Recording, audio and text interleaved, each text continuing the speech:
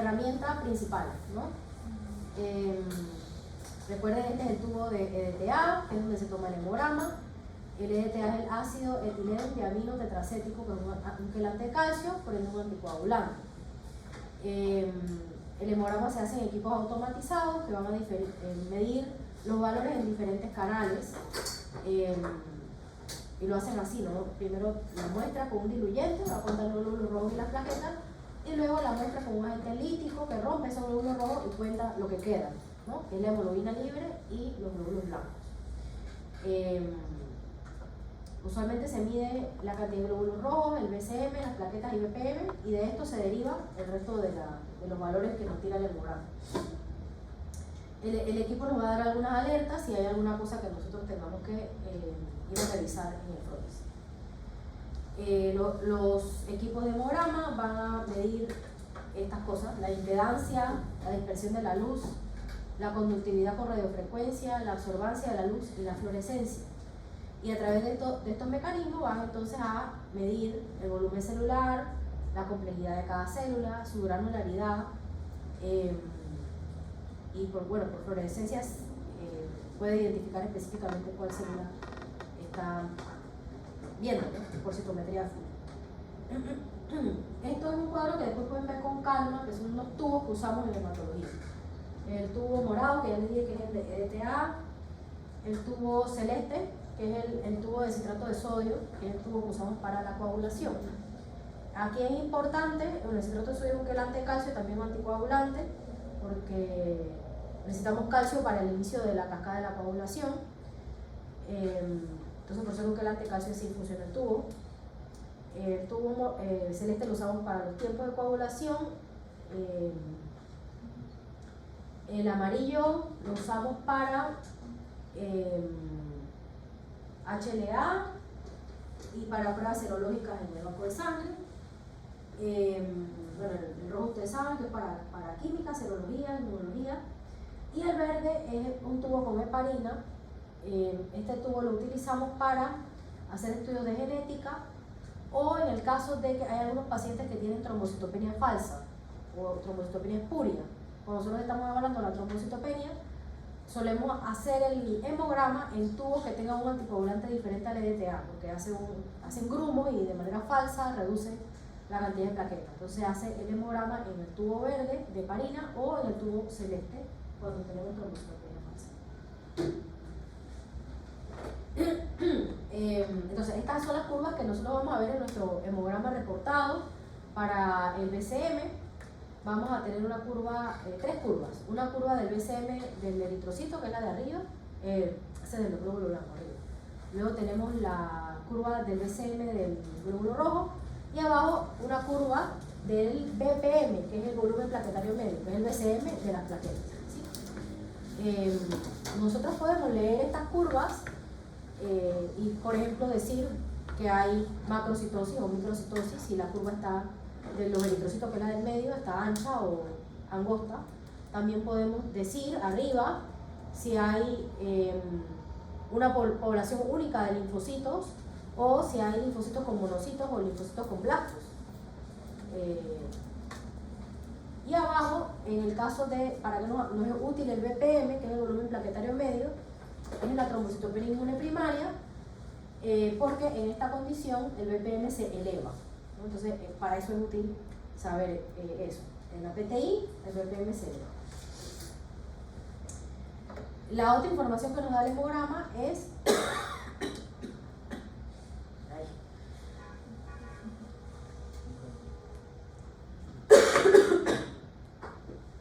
el dispersograma.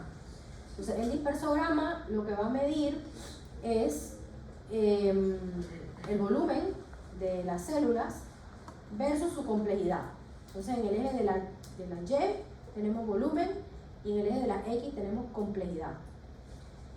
En el eje de la Y va a ser femtolitro, que es el tamaño, y en el eje de la X algunos van a decir DF y otros van a decir SSC, que es Site Scatter, o es la medición de la dispersión de la luz cuando entran las células en el equipo, que lo que mide la complejidad granular de cada célula. Entonces, lo normal es lo que ustedes ven arriba en amarillo. Dependiendo de... Bueno, eso ustedes lo van a correlacionar con el diferencial de los glóbulos blancos. La mayoría de los hemogramas tienen colorcitos y lo pueden ver con los colorcitos, pero lo bueno es que ustedes no se guíen solo por los colorcitos, ¿no? Sino que vean las poblaciones. Entonces, usualmente una población de linfocitos un linfocito es pequeño y sin gránulos, ¿no? Entonces es una población que vamos a ver pequeña y no compleja. Y dependiendo de la complejidad, el resto de las células de su tamaño, vamos a tener entonces el resto de los glóbulos blancos. Entonces el neutrófilo es una célula más grande y más compleja. El monocito, que suele estar acá arriba, como ven ahí, como por aquí, es una célula grande que tiene menos gránulos que el neutrófilo. Los eosinófilos y basófilos lo vamos a ver por esta área. Y aquí abajo, en este punto, aquí solemos ver el detritus celular. O sea que, por ejemplo, en los pacientes falciformes o talasemia con mucha hemólisis, que tiene pura ruptura de glóbulo rojo, vamos a ver en el dispersograma unas gruquitas que se ven aquí en la parte inferior del dispersograma. Estas son las curvas del BCM y del BP.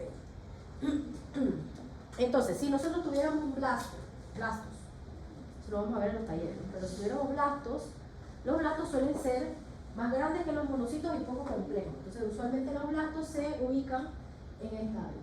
¿Okay? Hay veces que hay blastos que se parecen a los linfocitos.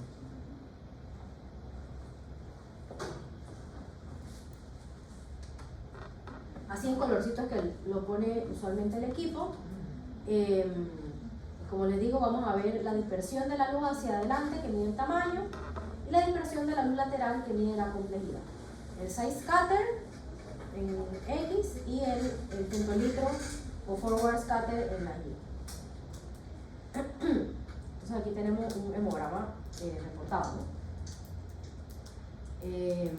Tenemos una anemia, bueno, ya ustedes deberían ya estar duchos leyendo eso. ¿Qué llama la atención? Que la curva de tamaño del eritrocito está ancha, tiene un BCM en 139. La otra cosa que llama la atención es que no hay, o sea, normalmente la curva de los glóbulos blancos lleva dos picos, así como ustedes ven acá. Aquí ven dos curvas, ¿no? Esta que suele ser de los linfocitos y esta que suele ser de los neutrófilos. A veces aquí se abre una curvita por aquí, que son los monocitos, si estuvieran aumentados. Pero en esta curva solo tiene una elevación. Y cuando ven el diferencial, lo que observan es que lo que observan.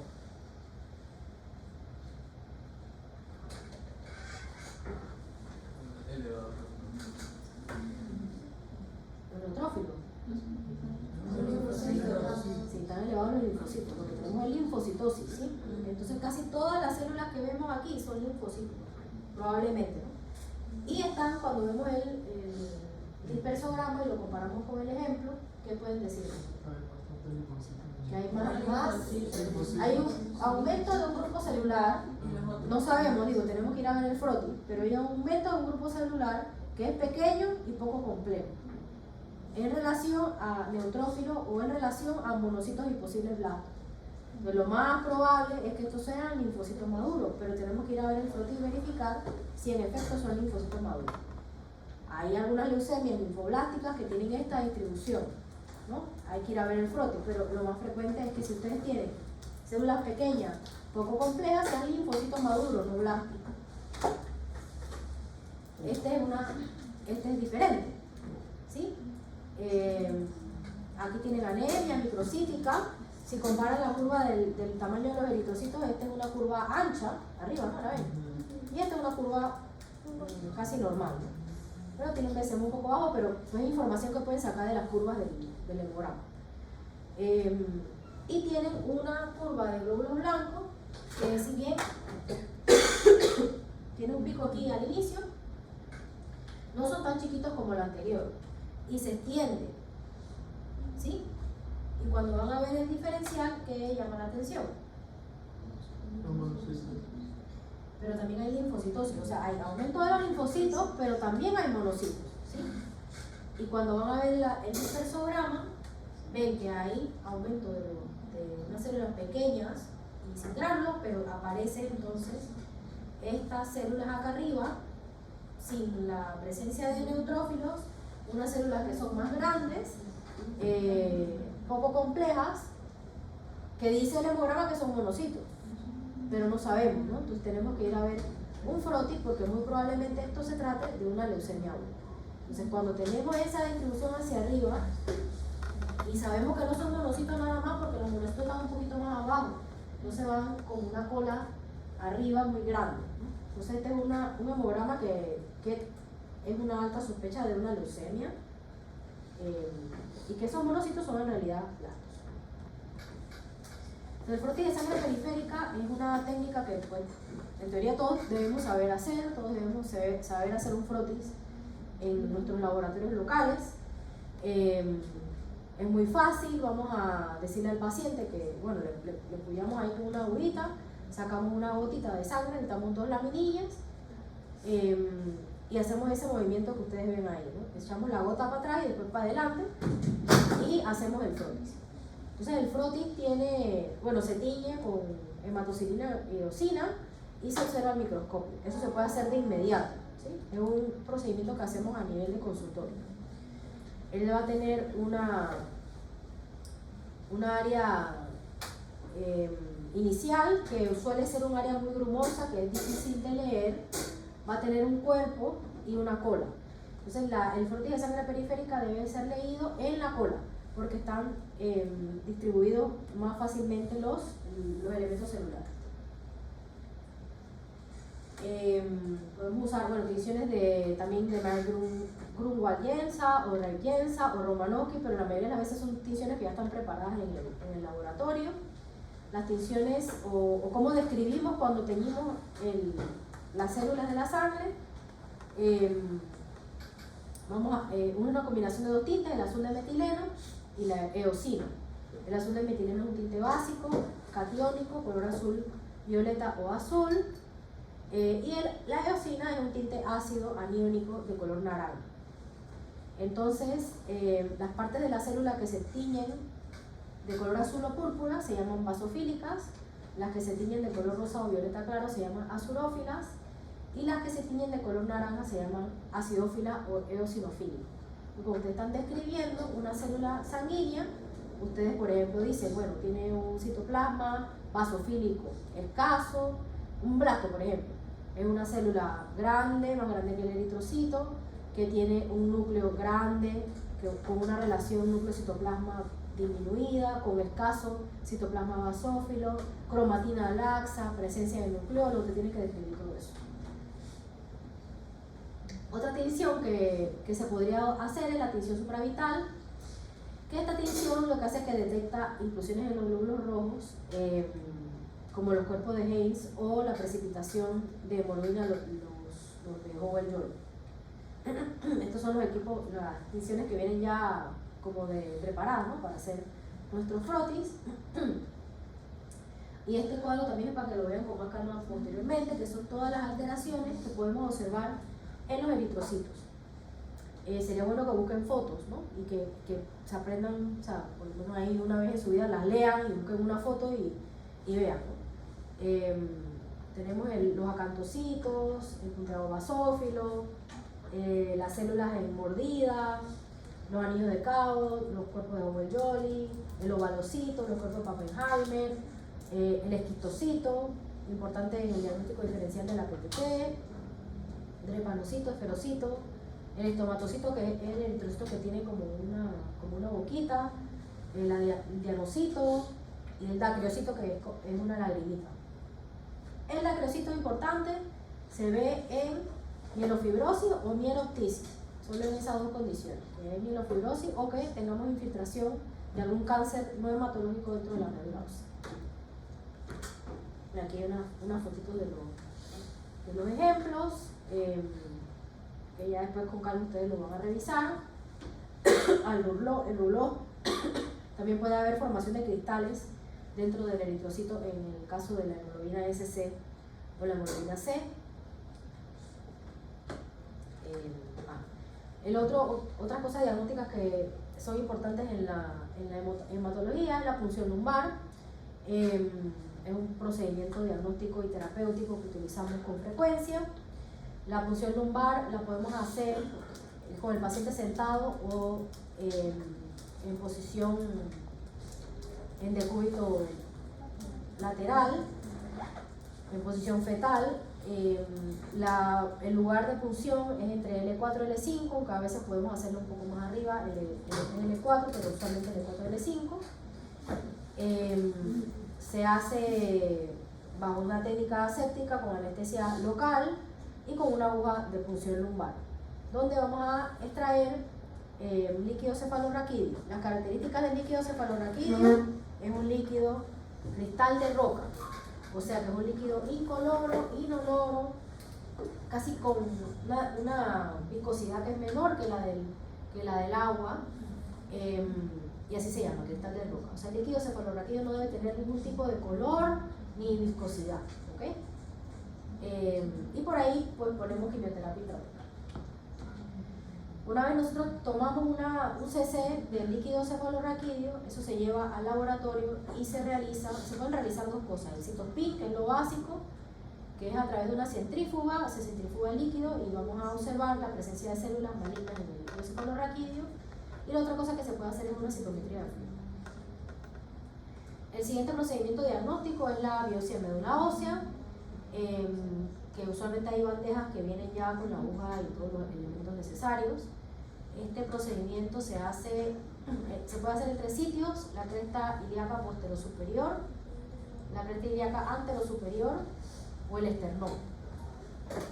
En el esternón solo podemos hacer aspirado, no podemos hacer biopsia de hueso, porque el esternón es un hueso muy delgado y podemos llevar al paciente a hacer una peritonitis, una mediastinitis, porque se nos va la aguja, ¿okay? Entonces solo se hace aspirado.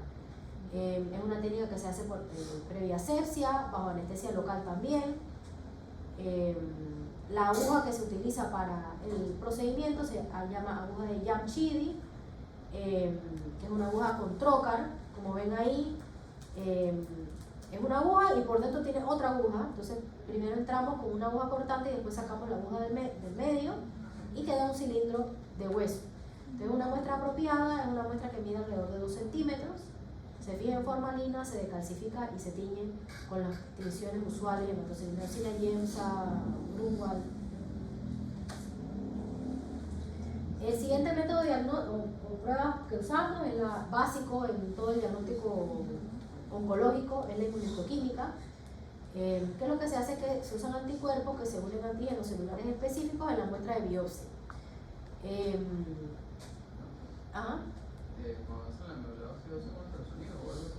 No, es por anatomía de la cresta ilíaca. No es necesario ultrasonido. La mayoría de las personas, el hueso de la cresta ilíaca es muy superficial. ¿Sí?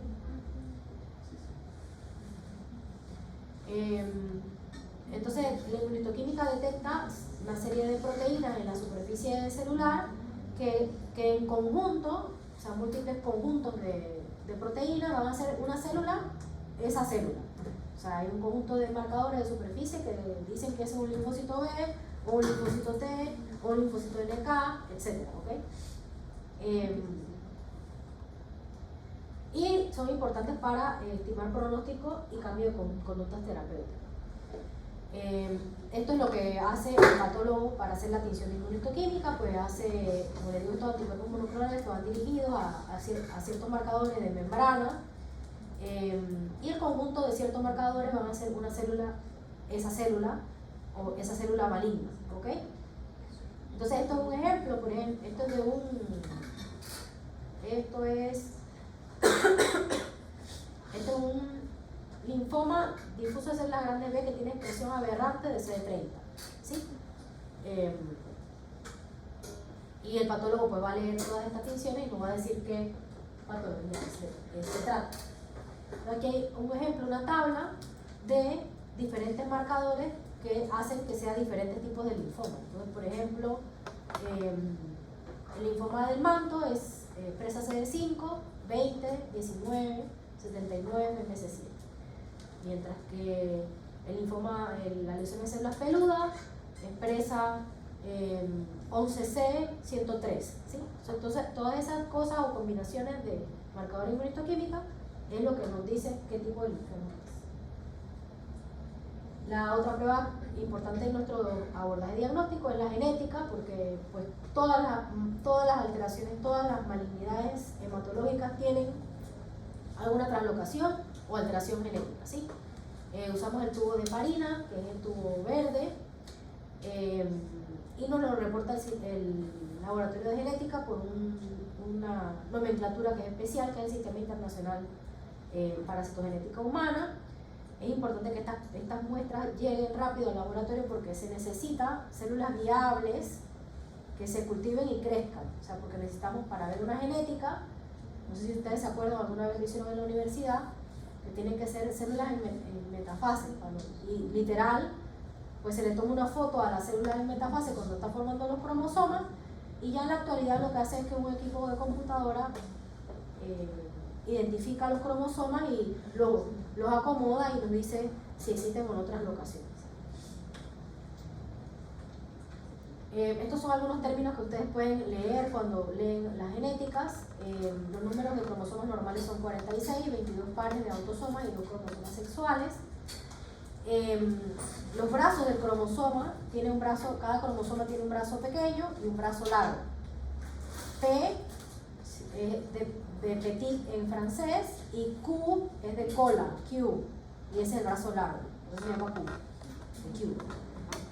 Cada cromosoma tiene bandas, que son segmentos alternantes claro-oscuros por tinción, y cada patrón único para cada cromosoma. Si hay un grupo de células que tienen, varias células tienen la misma alteración citogenética, eso es un ejemplo de un proceso clonal. O sea que hay una clona de células malignas que tienen la misma mutación.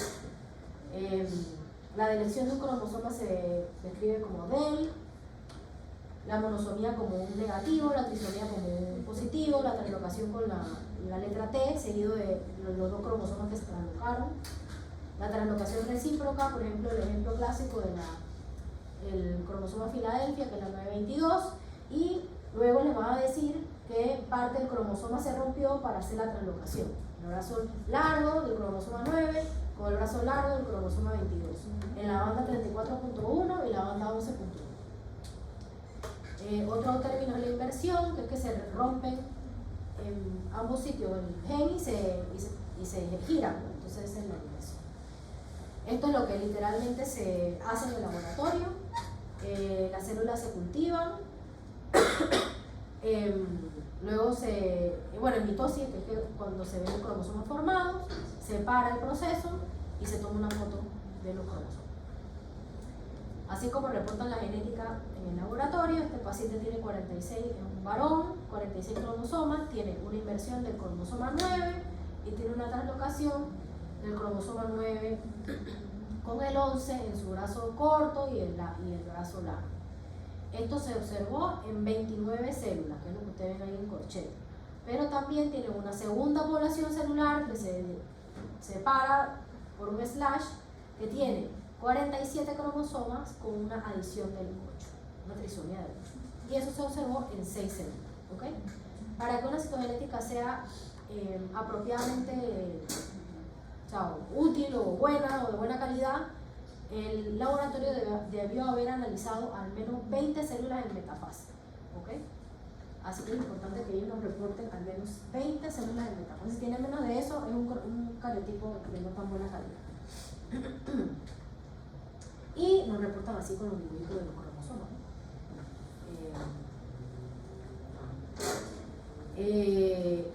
Una de las mutaciones principales en la hematología es la translocación del cromosoma 9 con el 22, que es el cromosoma Filadelfia, que por el bandeo el laboratorio nos dice que hay una alteración aquí, por una translocación entre un cromosoma y el otro, alargando uno de los 2 cromosomas, y así es como por citogenética no diagnostica de ellos.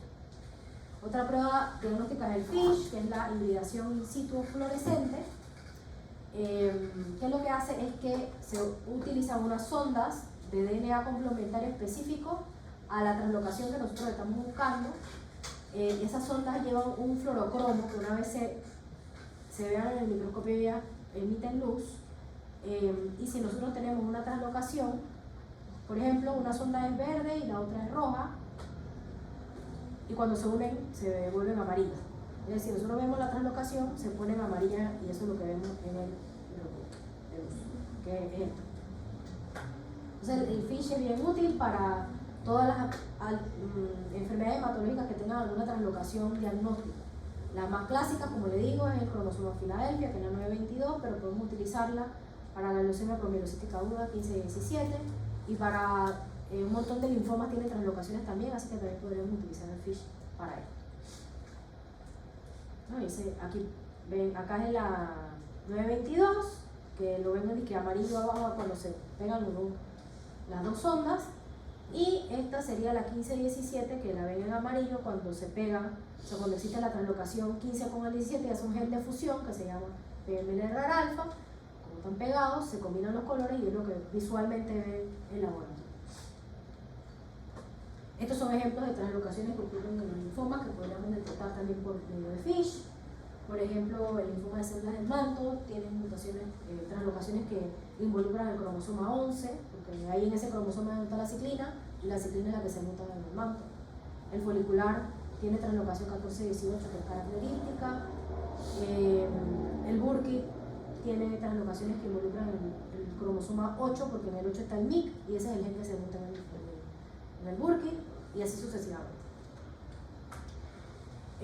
La citometría de flujo es el equipo de citometría de flujo. Lo que hace la citometría de flujo es que usamos sangre en el tubo de DTA y la hace pasar por un espacio pequeño, y se le agregan unos reactivos que también tienen fluorocromo, que van específicos a ciertos marcadores de superficie celular, y luego el fluorocromo se activa y emite color.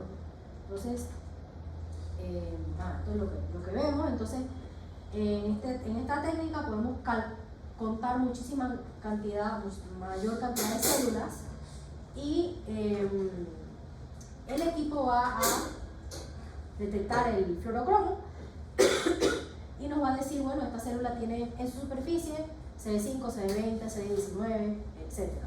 ¿Okay? Y como yo les dije, como en la inmunohistoquímica, hay grupos de marcadores de superficie celular que van a hacer una célula, esa célula, ¿sí? Entonces la citometría de flujo es útil para definir líneas celulares, marcadores pronósticos, nos ayuda a diagnosticar enfermedades no malignas como el HPN, nos ayuda a contar los linfocitos CD4 en el HIV, el seguimiento de la enfermedad mínima residual en las leucemias, el conteo de las células progenitoras hematopoyéticas en el trasplante. Incluso podemos utilizar esta técnica porque las plaquetas también tienen marcadores de superficie que las hacen ser plaquetas. Entonces podemos definir si hay alteraciones hereditarias de las plaquetas, como la tromastenia de Glassman o Bernard-Sorier, que son defectos en la producción de la glicoproteína. También lo podemos hacer a través de citometría. Entonces estos son los marcadores que hacen cada célula esa célula. Entonces los marcadores de inmadurez son el 34, 17, TDT y HLA-DR. Eso es un blanco, ¿sí? Si marca eso, es un blanco. La línea mieloide es 33, 13, 15 y 14. La línea eritroide es 71 con glicofolina A. Los megacariocitos son 42, 61. Los linfocitos B son 20, 19, 10, 22, capa lambda. Los T son 2, 3, 4, 5, 7 y 8. O sea que ese grupo de marcadores de superficie hace que esa célula se identifique como la célula que es.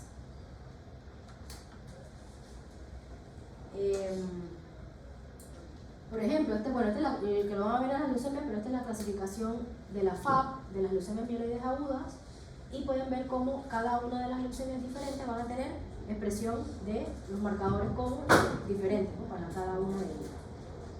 Blato, HLA-DR positivo con 34, casi todas son esos marcadores, y luego tienen los marcadores de mieloide que ven ahí 373, y uno va viendo las combinaciones y clasifica las leucemias. Lo mismo pasa con las leucemias B y las T. Y esto es lo que lee el citometrista cuando está leyendo la citometría de flujo. Usualmente el primero va a marcar 45 con el side scatter, que es el tamaño, ¿no? Entonces el 45 es positivo en los linfocitos maduros. Es decir, si las células que está analizando son CD45 débil, es un blasto. ¿Okay? Entonces estos son blastos, son células grandes, del caso citoplasma, basófilo, cromatina laxa, tiene un nucleolo, ¿sí? Luego la citometrista pone los reactivos del fluorocromo, lo mete en el equipo de citometría de flujo, que primero va a seleccionar esta población que es CD45 de baja intensidad, esta que está aquí, y luego a esta población le marca, le pone otros reactivos que son definitorios para esa población. O sea, si tú crees que es un blasto B, o linfoide, o un blasto mieloide, o un blasto T, bueno, eso no existe, una célula T. Le agregas marcadores como SD10 o SD19 y la población va a ir, o sea, si es 45, 34 positivo con 19 positivo, hay un blasto de estirpe linfoide, ¿no? Y así mismo ella va agregando marcadores y va leyendo las curvas y el equipo nos ayuda a determinar la cantidad de blastos que tiene el paciente. Entonces, así como lo reportan en el laboratorio, aquí ven ahí, ¿no? Células patológicas 73%, que son CD45 de baja intensidad y que marcan 33, 13, 11, 117, MPO, que es un marcador clásico de la serie mieloide. O sea, esta es una leucemia mieloide aguda. Las otras pruebas que hacemos son pruebas moleculares porque pues, podemos detectar mutaciones o genes de fusión a través de la reacción en cadena de la polimerasa, la PCR contra criptasa reversa o el Next Generation Sequencing. Esto es ideal para la determinación de la enfermedad mínima residual en las enfermedades hematológicas, principalmente en las leucemias, pero pues, se puede usar también en los mielomas o linfomas. Así es como se reporta la prueba molecular. Esto es una prueba de BCR-ABL. ¿Y por qué es importante? Pues porque todas las enfermedades hematológicas tienen genes de fusión que tenemos que conocer y nos dan pronóstico.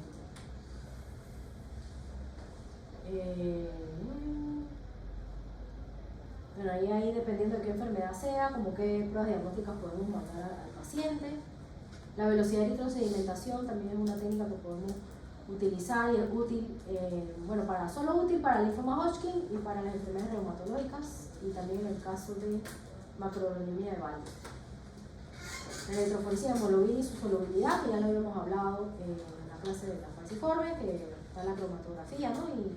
Y vemos como, bueno, este es un ejemplo de un paciente SC, y este es un ejemplo de un paciente falciforme con persistencia o buen porcentaje de hemoglobina fetal. Otro método diagnóstico es la fragilidad osmótica, que la usamos para la esclerocitosis. Y coagulación. Ya, ese es otro montón de cosas extra. La cascada de la coagulación. Que ya no me va a estar en 5 minutos para hacer caso. Es que para que lo revisen con calma en casa. Von Willebrand, lo hablaremos también en la clase de Von Willebrand. Y le había traído un caso típico que pueden revisar porque esto está en la plataforma de tromboelastografía.